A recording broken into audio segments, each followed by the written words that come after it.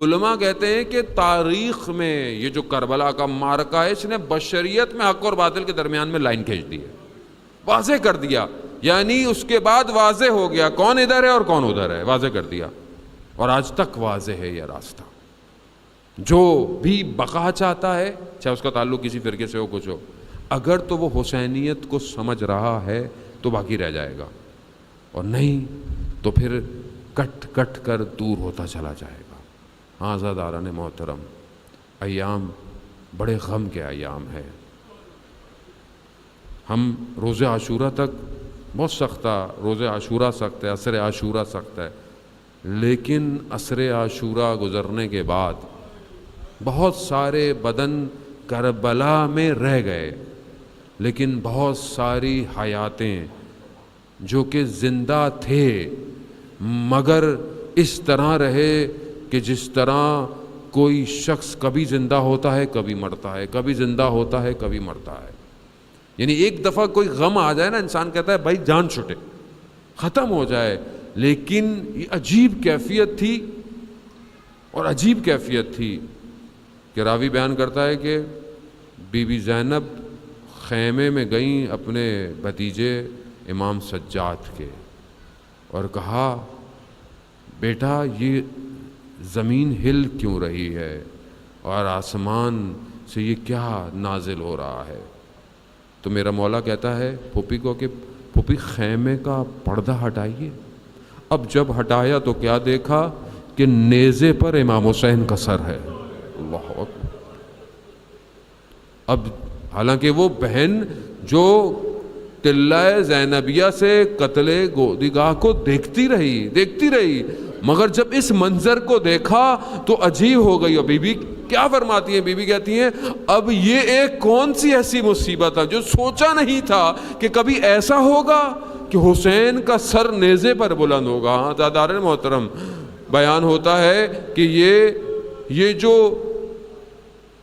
اسیر تھے جب ان کے محمل چلتے تھے تو یہ عجیب نیزے والے تھے، کبھی کبھی قریب لے کر نیزے آ جاتے تھے. اب نہیں سمجھ میں آتا کہ جو شاید تھوڑا دل تھمتا ہوگا دوبارہ جب سروں کو دیکھتا تھا تو دوبارہ اندر آگ. ہاں عزاداران محترم، مقاتل بیان کرتے ہیں ایک ننھی سی بچی ہے جس نے اپنی پھوپھی کے دامن کو پکڑا ہوا ہے. اب اس سے برداشت نہیں ہوتا، جب وہ سر دیکھتی ہے وہ کیا کرتی ہے؟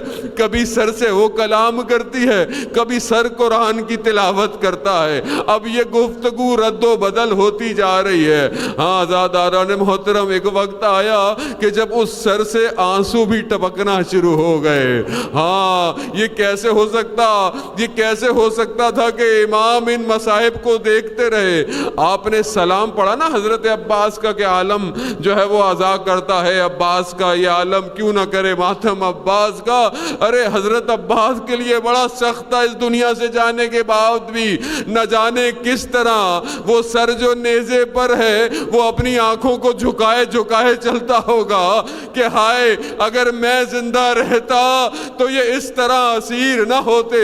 ہاں عزاداران محترم، میرا وقت کا امام زیارت ناہیہ میں یہی تو بیان فرماتے ہیں کہ ان اسیروں کے ہاتھوں کو زنجیروں سے باندھا گیا، ان کو بغیر محملوں کے سوار کیا گیا، اور اس سے بڑا ظلم یہ تھا کہ بعض کے ہاتھ گردنوں سے بندھے ہوئے تھے. اور وہ جو بچی ہے نہ جانے لوگوں کے تو شانوں سے رسیاں تھی، ہاتھوں میں رسیاں، اس بچی کی گردن پر رسی ہے، نہ جانے کس طرح اپنے پنجوں کے بل چل رہی ہے.